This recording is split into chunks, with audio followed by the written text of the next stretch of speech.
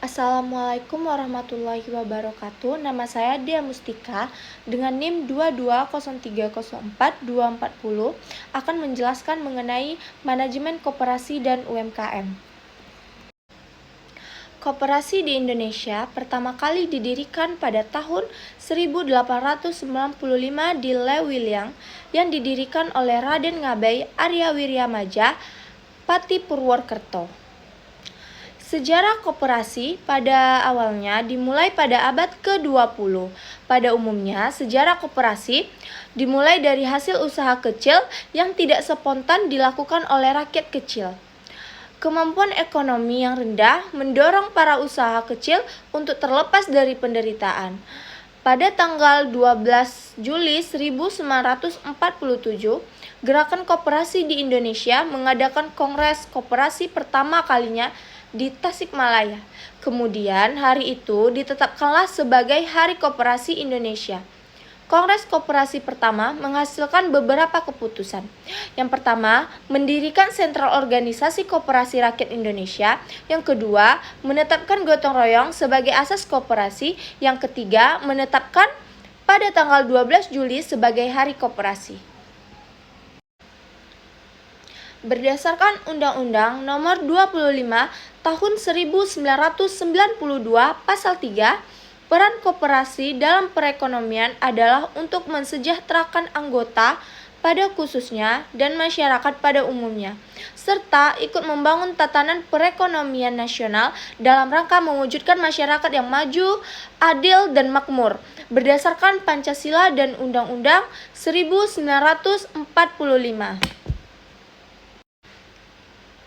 Koperasi bisa memperkokoh perekonomian rakyat sebagai dasar kekuatan dan ketahanan perekonomian nasional, dengan koperasi sebagai guru utamanya. Salah satu fungsi koperasi yaitu mewujudkan dan mengembangkan perekonomian nasional yang merupakan usaha bersama berdasarkan atas asas kekeluargaan dan demokrasi ekonomi.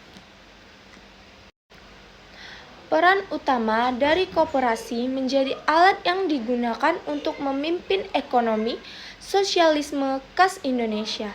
Koperasi Indonesia juga dijadikan sendi kehidupan ekonomi Indonesia serta dasar dari pengaturan ekonomi rakyat.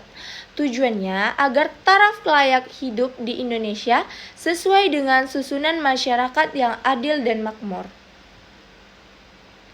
Berdasarkan Pasal 16 Undang-Undang Nomor 25 Tahun 1992, ada beberapa jenis koperasi yang berlaku di Indonesia.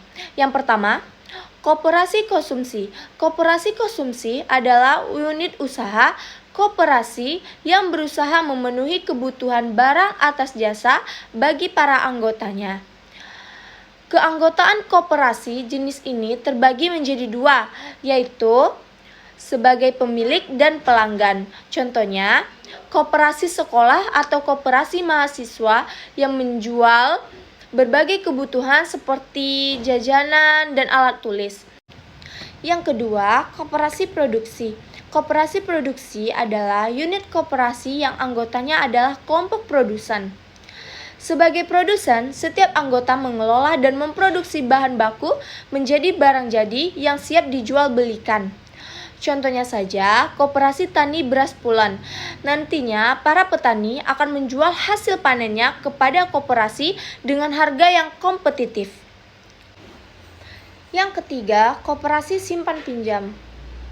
Koperasi simpan pinjam adalah koperasi yang bergerak dalam penghimpunan dan penyimpanan dana dari anggotanya. Kemudian dana tersebut digunakan lagi bagi anggota yang butuh pinjaman. Dalam koperasi ini, status keanggotaannya adalah pemilik dan nasabah. Contohnya, koperasi simpan pinjam unit desa, koperasi serba usaha, dan koperasi kredit. Yang keempat, koperasi pemasaran. Koperasi pemasaran adalah koperasi yang dibentuk untuk membantu anggotanya dalam memasarkan produk yang dijual. Status keanggotaannya adalah sebagai pemasok barang kepada koperasinya. Contohnya saja, koperasi madu murni yang membantu memasarkan produk madu.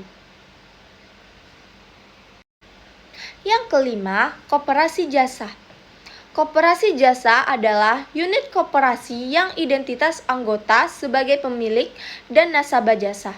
Koperasi ini bisa juga bertindak sebagai pengandaan jasa maupun sebagai pemasar jasa. Contohnya, koperasi jasa angkutan, koperasi jasa fotokopi, koperasi jasa asuransi, dan masih banyak lagi. Selanjutnya, membahas tentang UMKM di Indonesia. UMKM adalah usaha produktif yang dimiliki perorangan maupun badan usaha yang telah memiliki kriteria sebagai usaha mikro. Sehingga UMKM dapat disimpulkan sebagai usaha ekonomi yang dilakukan oleh masyarakat kalangan menengah ke bawah. UMKM memiliki 3 peranan cukup besar bantuannya dalam kehidupan masyarakat yang kurang mampu, yaitu sebagai salah satu fasilitas untuk mengurangi kemiskinan, kedua, sebagai alat dalam proses lebih memeratakan tingkat perekonomian masyarakat yang kurang mampu, serta sebagai salah satu sumber pendapatan negara. Nah, peran UMKM sangat besar nih untuk pertumbuhan perekonomian di Indonesia dengan jumlahnya mencapai 99% dari keseluruhan unit usaha. Kontribusi UMKM terhadap PDB juga mencapai 60,5 dan terdapat penyerapan tenaga kerja adalah 96,9% dari total penyerapan tenaga kerja nasional. Pandemi COVID-19 berdampak pada jumlah pendapatan UMKM, yaitu sebanyak 53,76% UMKM mengalami penurunan pendapatan jika dibandingkan dengan sebelum pandemi COVID-19. UMKM yang mengalami peningkatan pendapatan sebesar 17,74%. Saat pandemi, pemerintah telah menyediakan insentif dukungan bagi UMKM melalui Program Pemulihan Ekonomi Nasional atau PEN di tahun 2020 dan dilanjutkan pada tahun 2021. Realisasi PEN untuk mendukung UMKM sebesar 112,84 triliun telah dinikmati oleh lebih dari 30 juta UMKM pada tahun 2020. Kewirausahaan koperasi. Secara definition, seorang wirausaha termasuk wirausaha koperasi adalah orang yang mempunyai kemampuan melihat dan menilai kesempatan-kesempatan bisnis, mengumpulkan sumber-sumber daya yang dibutuhkan guna mengambil keuntungan. Sekian penjelasan dari saya. Lebih dan kurangnya saya mohon maaf. Assalamualaikum warahmatullahi wabarakatuh.